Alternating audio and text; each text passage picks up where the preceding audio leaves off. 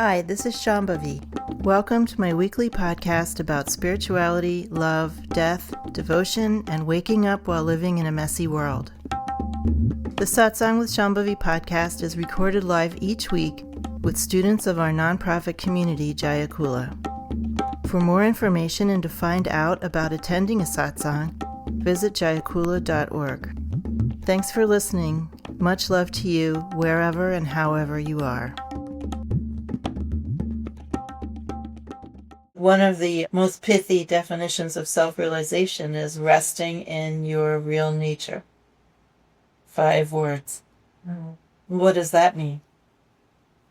It means you're not just taking a break between episodes of running after and running away from. It means that you have a continuous experience of presence, and that gives you a certain feeling of confidence in life and a certain devotional approach, and you just are relaxed no matter what you're doing.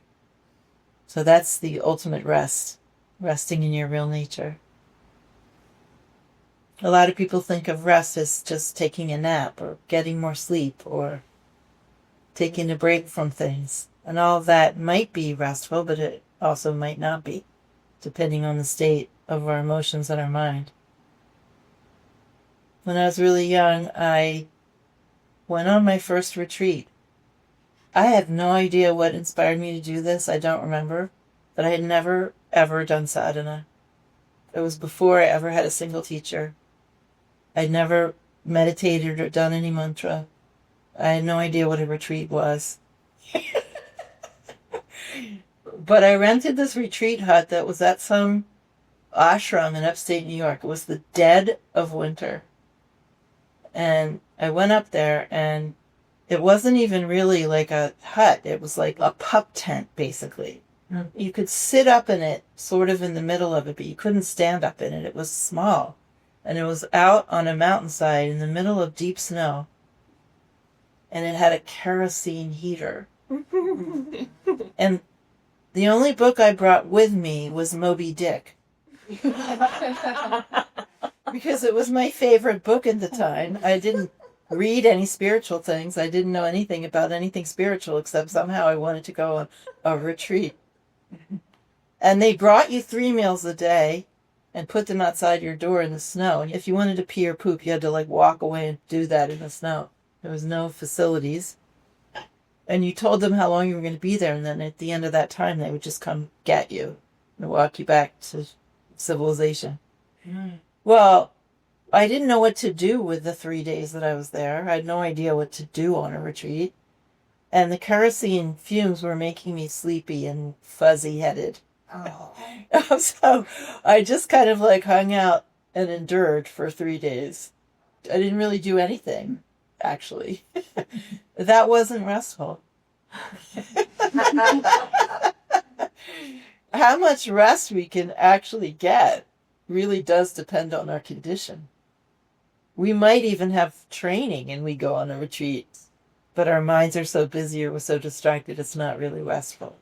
So if we want to have real rest, we need a break, or at least a lessening of loudness of our habitual thoughts and emotions. Otherwise, we might be stiller, but we might not actually be getting that much rest.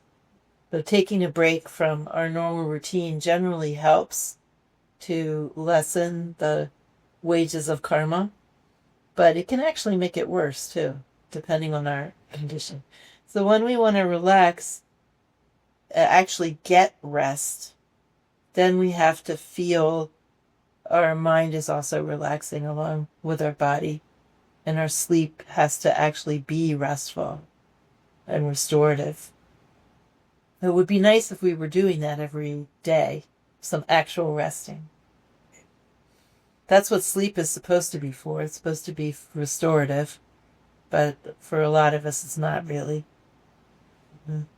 So it's not just about taking time off. It's about what condition you're in when you're taking that time. If you want to have rest, whatever you can do to relax your body, your energy, and your mind. is good, because then you might actually get some rest. That might involve massages or treatments of some sort, or different sleep habits or different eating habits. But we have to look at what our habits are and how we can change them in order to have a feeling of basically a break from ourselves. There's a definition of rest, a break from ourselves. There was something that you said, I think you were quoting Swami Lakshmanju in the Refuge teaching earlier in the summer. And the quote was, I think, true refuge is knowing that you're on a path. I wondered if you could say more about that. It's always some kind of refuge when we own what it is that we're doing. So I think in the retreat I was talking about how people are often doing spiritual practice, but they don't really own their own desire to be doing practice, to be on a path, to receive the fruits of that practice. But somehow treated in a more superficial way. And so then it can't really be much of a refuge. And I think what Swami Lakshmanju is referring to is owning your own desire, especially if that desire is really at the center of your life, acknowledging that. And that's restful. You're having clarity about what you're doing in any zone, having clarity about what you're doing, even if you're doing the wrong thing for the wrong reasons. Having clarity that you're doing that and why you're doing it makes it less draining. For instance, if you're in a really unfulfilling relationship, love relationship, if instead of going to your therapist and going to all your friends ad nauseum and talking about how something's not working and you wish it were different and how can you make it different and maybe you could say this or maybe you could say that, and instead of doing that, if you just said, well, this isn't really working, but there's some things I'm getting out of it, so I'm still here. That would be so much more restful than all the other stuff that people do to try to remain in a state of confusion.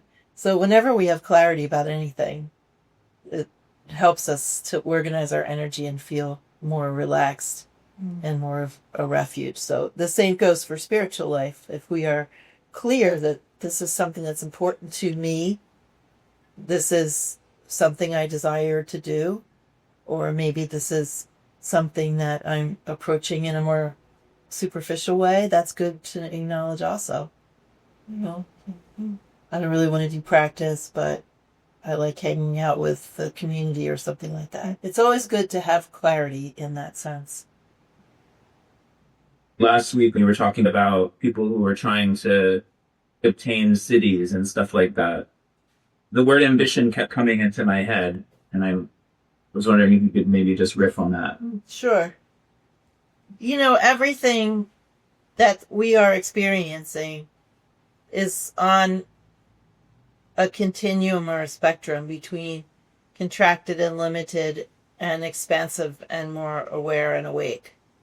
So if we just throw out that word ambition, some people might have positive associations with that word. Some people might have negative associations with that word. Some people might think, oh, ambition is not spiritual or something like that, right? So if we look at what is the bottom most craven kind of ambition, I don't really know what it is, but just making something up on the spot could be something like an ambition to dominate others and prove that you're better than other people. That could be a very craven kind of ambition that causes you to do lots of things. But then there's like more socially acceptable forms of ambition that some people sort of approve of and hope their kids have. And then there's other kinds of people who don't think that's okay. But in any case, what does ambition look like when it's more informed by a kind of awakeness and an openness of the heart, where it's not just about what I'm getting for me or what I want to achieve for the greater glory of me? I don't know, maybe the word ambition wouldn't be what we would use, but it would be kind of a focus, something that wouldn't be for the greater glory of us, but for others. I've always had an ambition to take the gifts that I've been given, just being born, to have those be of use to other people. That's been a very strong ambition pretty much my whole life. And just like the more craven, limited kinds of ambition, it focuses what I do in the world. It drives me into certain material, expressive pathways, just like a more limited form of ambition might. But it's definitely a focused kind of desire. We could say that maybe that's what ambition is, when we focus our desire on something, rather than Lord Shiva is just being expressive. And Lord Shiva's focus is everywhere all the time equally. Our focus is not. We're still somewhere on that continuum where we might have more limited foci. Swami Lakshmanju says we're not going to be as enlightened as Lord Shiva ever. We're just going to tend to get more like Lord Shiva. So in that, we're always going to be on some part of the spectrum that isn't quite the all. Within that, there's nothing wrong with ambition. It's just, who is it focused on? Who is it trying to benefit? My own experience as a practitioner and reading the stories and lives of other practitioners and seeing examples embodied in some of my teachers, I'm more and more confident as the years go by that spiritual practice that is going in the right direction always turns us toward other people or other beings, not just people. Everything that was going inward is going outward. And this is the flow, so we can have ambitions that involve the well-being of others. So the thing about Siddhis are special spiritual powers. They are self-focused. Someone wants to get something for themselves. They want to have some power, and they, of course, want to be recognized by others. Nobody is saying, I'm going to have all these Siddhis and then I'm just going to sit at home. They're all fantasizing about being the great ones and having people admire them and be wowed by them. Ma had Siddhis. So we could say, well, what are enlightened Siddhis? What are more enlightened Siddhis? Because those Siddhis that people want to have for the greater glory of themselves and proving that they're spiritually wonderful or something, those kinds of Siddhis, all of the best teachers I've had have said, ignore them. They're not the thing. Don't get stuck there. And they've all said they might come and go, but do not put too much stock by them, because it is not what this is about. But Ma had plenty of Siddhis. None of my Ma. I mean, she could be in two places at once. She could levitate. She knew the future. She could heal people. And innumerable other kinds of recognized cataloged defined Siddhis. But what did she do with those Siddhis? She simply manifested them to give other people confidence. And then she said, this is one of my favorite things that she ever taught. She said, why do you people, she sometimes said you people when she was sort of chiding, why do you people ask me about these special powers? Why don't you ask me about walking and sitting and eating? Everything is the same. And she also said, if you people, again, chiding a bit, if you people think that I'm going to be exhibiting these Siddhis for the rest of my life, you're not correct. She mainly did it when she was younger, to give people the confidence to embark, to start the community that she was hosting. And then later in her life, she was like, no, not needed so much anymore. So everything that she did, even this exhibition of Siddhis, was for others, was for the benefit of the people around her. This is why there's certain people that are really just such guiding lights for me. Ma, of course, but if you really study Ma's way of being in the world, and you really study her teachings, you will not get stuck. You won't get stuck with booby prizes like being the great spiritual one. That's just a complete booby prize. And if you pay attention to people like Patrul Rinpoche, who just exercise such incredible modesty and had this integrity. It's just these people are important to model yourself after, to understand what this is actually about, and to not be too easy on yourself, letting yourself getting away with a bunch of bullshit, because then you just get stuck, right? Then you just get stuck in some spiritual blind alley. And it's so easy to do that. I really think that the signal quality of people who are more realized is that everything is moving out towards others. So whatever degree that they're realized, nothing is being held in reserve to create any kind of self-image or garner any kind of admiration.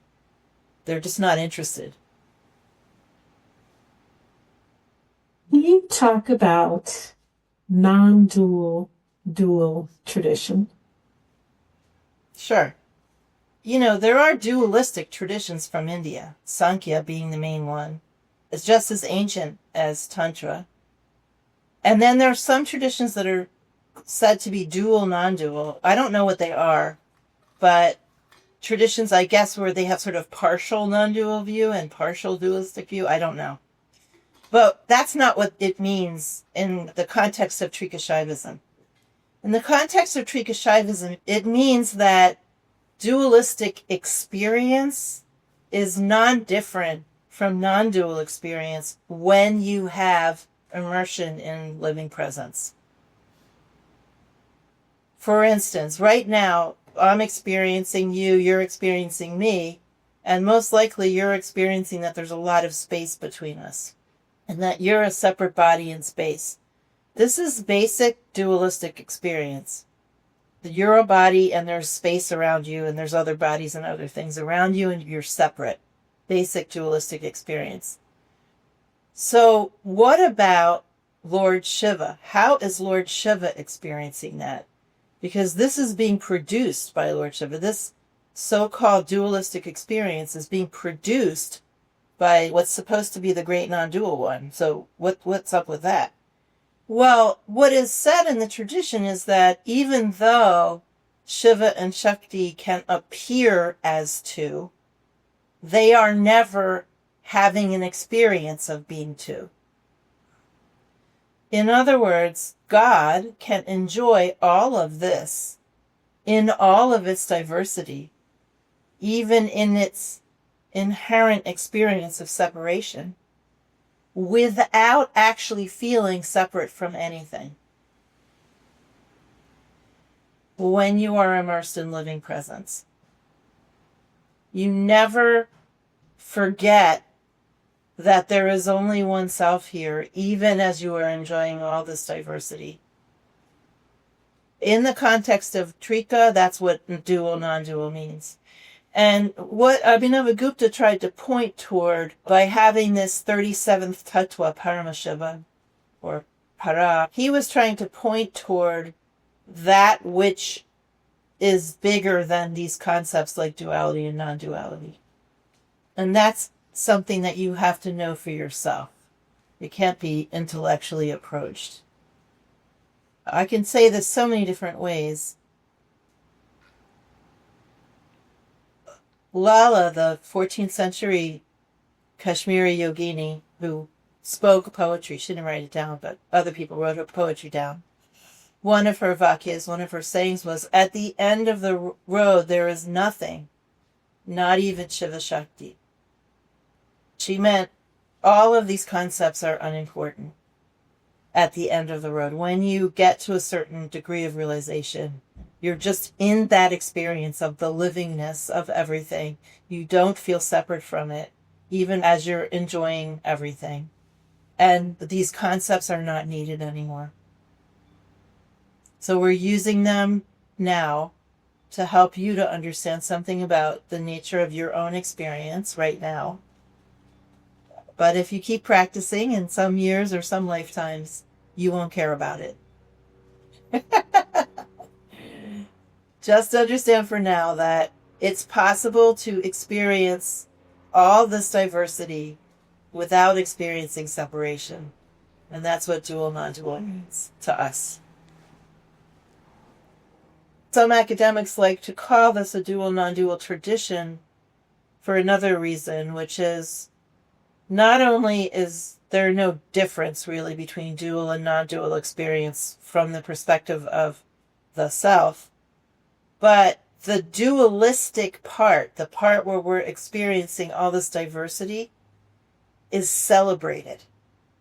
So it's not just that we are enjoying this display, but it's celebrated rather than denigrated. So I think some scholars feel like it's important to emphasize dualistic experience in some way because it's not being thrown out. Basically, this is what God does. God makes worlds. That's what God does for its own enjoyment and self-expression. And so there's nothing happening here that needs to be denigrated or thrown out. Enlightenment does not mean walking away from the world, because if you walked away from the world, you would be walking away from God. So I think some scholars have felt like it's important to underline the dualistic part a little bit, not just call it a non-dual tradition, because those traditions, especially from India, that call themselves strictly non-dual often are transcendental and often denigrate this experience.